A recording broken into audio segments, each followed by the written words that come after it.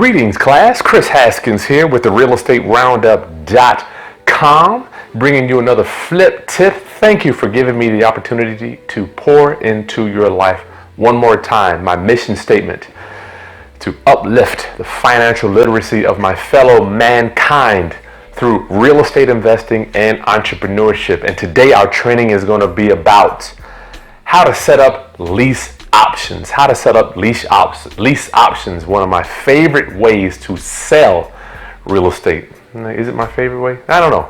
It's one of my favorite ways.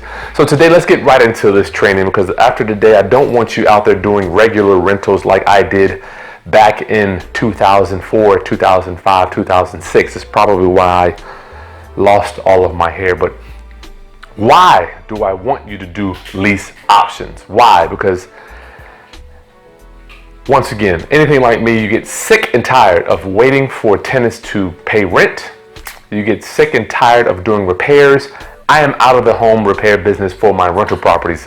You see, I'm not actually in the rental. People ask me, do you own rental properties? I say, yes, I own quote unquote rental property, but I'm not a landlord in the sense that you would think. I own rental properties that we don't do repairs. I got tired of spending thousands and thousands and thousands of dollars on repairs for my properties over the years. I could probably add it up. I'm sure it's going to be a lot. I don't even want to guess, but I'm sure it is a lot over the years. How much money have I put in doing repairs for tenants that tore my stuff up, right? And I don't want you to be doing big repairs either. Now with lease options, you might have to do some repairs, but your tenant buyers very rarely call you. So I'm not quite sure how many sessions this is going to be, because it's going to be a long one. I've got to work in for you. I'm going to be working for you today, so bear with me. I don't know who I'm talking to, but I'm talking to somebody out there that's sick and tired of doing repairs. And back in the day when my tenants moved out, I had my mortgage payment, and I only collected a small security deposit, and that got used up with the repairs, right? So doing regular rentals, I'm going to recommend you do not do that. And I've got a coaching client in Indiana that we're going to bring to you a training where they did regular rentals, and I didn't advise it. But anyway, here we are. So lease options. How do we set up lease options? Today, I'm going to talk to you about lease options. What are we doing? We're providing our mission statement. I like to have a mission statement for every leg or every stream of income. Like my YouTube channel, we uplift the financial literacy. With my lease options, what we're doing is we are providing home ownership for people that can't necessarily go out and get a loan. I need you to memorize that line. Let me repeat that. What are we doing? What are we providing? What value are we providing to the marketplace with lease options? Well, I'm glad you asked, Mr. Renter.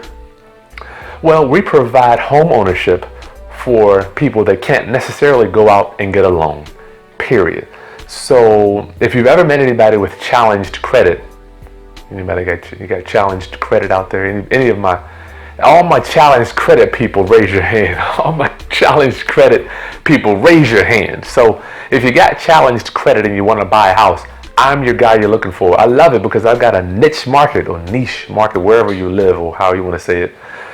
I've got a built-in market because I want the people that can't go out there and get a realtor and go to the bank, get a loan, do all that crap, turning tax returns in, bank statements.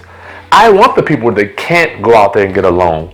Hence, it's always a non-ending, an ever-flowing stream of bad credit tenant buyers, all right? So we provide home ownership for people. What I want you to realize with a lease option, there are two distinct transactions and documents. What do I mean by that? You see this line here? I'm going to try to stay on both sides so I can keep your mind split. Leasing's on this side, buying on this side. When we are the owner, we have something called ownership rights. This is for people that I want you to get out of the rental business and into the lease with purchase to buy. Get out of the leasing business. When you're an owner, right? An owner, you have ownership rights: possession, quiet enjoyment, control, and disposition. I love that word, disposition. It means so many things, so different ways. But in this case, disposition is going to be, how are we going to dispose? What is the key word in disposition? How are we going to dispose of this property, right? How are we going to get rid of it, get out of it, and get our money? or if we pass on, how we're going to dispose of it to our families, right? So disposition, these are the 4 things that owners have according to, where's my book here? According to my people out in Barron's. Get your Barron's real estate book, guys, get it. One of my lenders told me to use a legal dictionary, but I don't know. I tried to do that and there was so much mumbo jumbo, I couldn't even get through the definition. So we're going to stick with Barron's for the day. All right, ownership rights. Now, being an owner, you get to assign or grant some of these rights over to a tenant and make the tenant rights. All right, so with an owner, we can move this over here. We can let the tenant have possession, because if you're an owner, you may have possession, right? You may or may not have possession. It's amazing as I walk into the life, or as I walk into building wealth and I'm growing wealth, I'm learning that all the real estate I buy, I never even get possession of it. I never even get to enjoy it. And I usually don't even control it because the tenant buyer is the one controlling it. Only thing I really get being the owners as I accumulate wealth is how am I going to dispose of it? It's very sobering when you walk in the path of building wealth. How many things you have to actually buy and how many dollars I have to sacrifice to acquire assets that I never get to use and I never get to enjoy. It's very sobering when you think about it. Okay, make sure we're good. Billy's back there. You're driving me crazy, Billy. All right, so the next thing we're going to pass on is quiet enjoyment.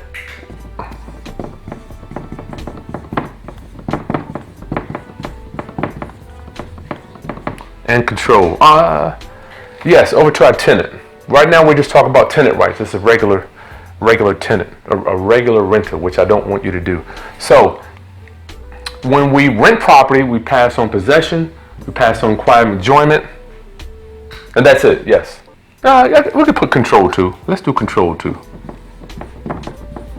Because you're not controlling anything over there really. The tenant is going to be controller. So being the owner, let me repeat this, you get to transfer these rights over, I love it, over to the tenant, right? Being the owner, you get to transfer that right. What is possession? I'm glad you asked. Possession, the holding, control, or custody of property for one's use, either as owner or person with another right. Now that's going to be on our tenant side, all right? So we passed that over. I'm just trying to open your mind up to the different rights before we get into our lease option, the lease with option to buy. I need you to understand these concepts so you can understand what's going on before I can break down the how-to, all right? So what we're doing, we're passing on possession. We're passing on the quiet enjoyment. Quiet enjoyment is the right of an owner or any other person legally entitled to possession of the use of the property without interference. So quiet enjoyment means basically being the tenant or the owner. You get to come and go as you please. Can't nobody come and say, hey, you can't go in that house. Good thing about quiet enjoyment is nobody gets to bother you, and if they do, you get to call 5-0 on them, right? You get to call 5-0, call a man. Excuse me. All right, bear with me now. Bear with me. I got to work this now. I'm going to have to work this for you. Control. We're transferring control. What goes on over there, what you do inside, that's your business. You're not controlling anything over there. But disposition, we're going to maintain our disposition on a regular rental. All right, on a regular rental, because we decide who buys and sells the property. Okay, so let's move on here. Let's get my eraser. All right, let's do this. We'll stick with ownership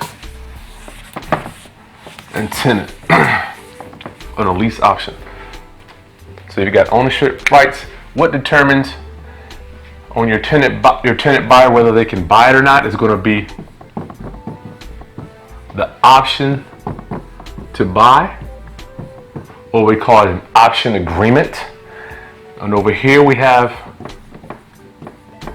the lease. All right, option to buy, we can call it option.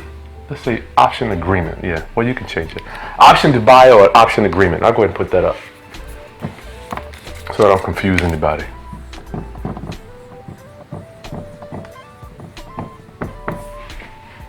We got an option agreement. I'm working here. I'm sweating.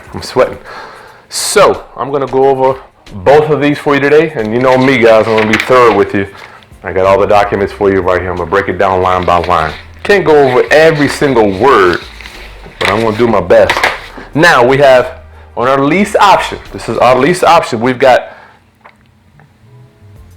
option. Oh yeah, here it is right here. Lease option. Sorry about that. So we've got our ownership rights is going to be determined by our option, and our lease is determined by our tenant rights are determined by our lease. All right, our tenant rights. Ownership rights by the option, tenant rights by your lease.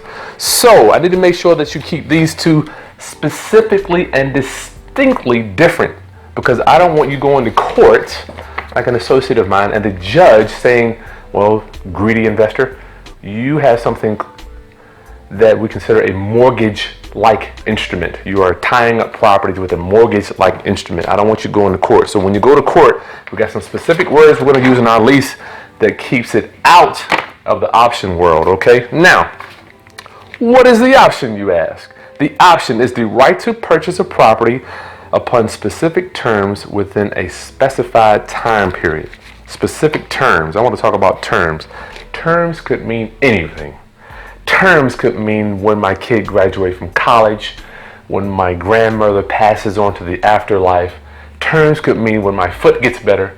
Terms could mean anything. It could just, the time frame or term that you agree can be whatever. When I buy a new car, when I sell this car, it could mean anything.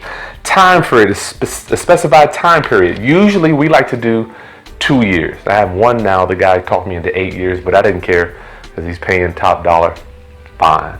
So we have a specified terms.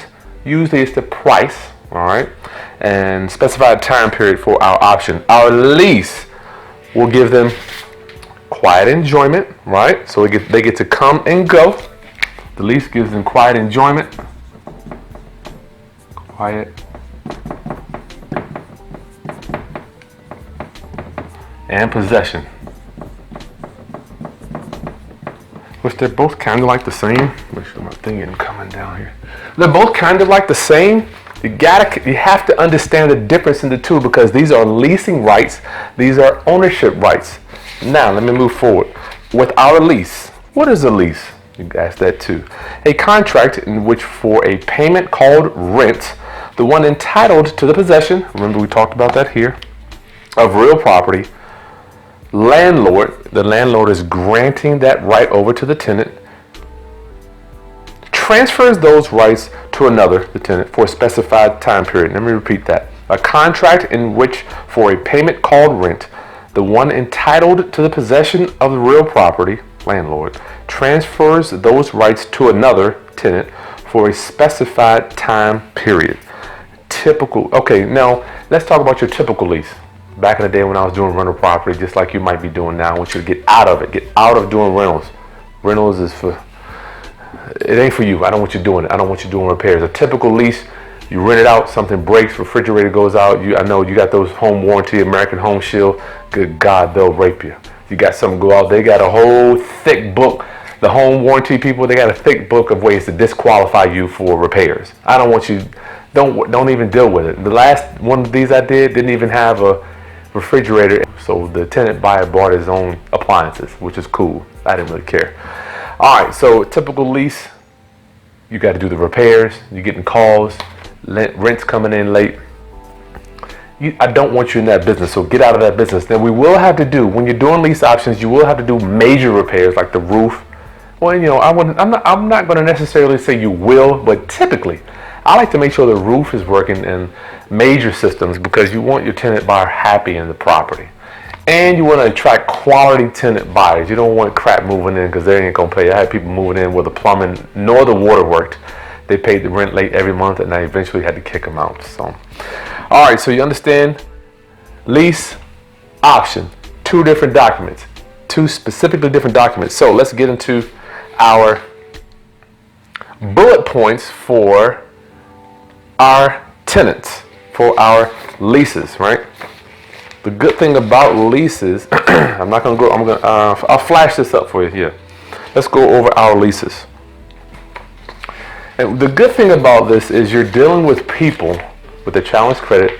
They're happy to give you their money because they ordinarily wouldn't be able to buy a house, right? Now you're offering them the American dream to come in and be a homeowner. I love it. So you're getting them something that nobody else is going to give them. You are special. That's why I thank God for real estate investors. We are providing services that very few people can even provide to the marketplace. Let's look at our lease here. Let's go down the lease here. So we've got, you know what? Yeah, let's start with the lease. We've got at the top here, remember, I always say everything's standard, right? I don't want any questions with that. Standard. Here's your standard residential tenancy agreement. So the first thing is the landlord, that's me up top, and the tenant phone number. Make sure you put the tenant phone number on your lease so you don't be scrambling for the phone number like I do. Number one.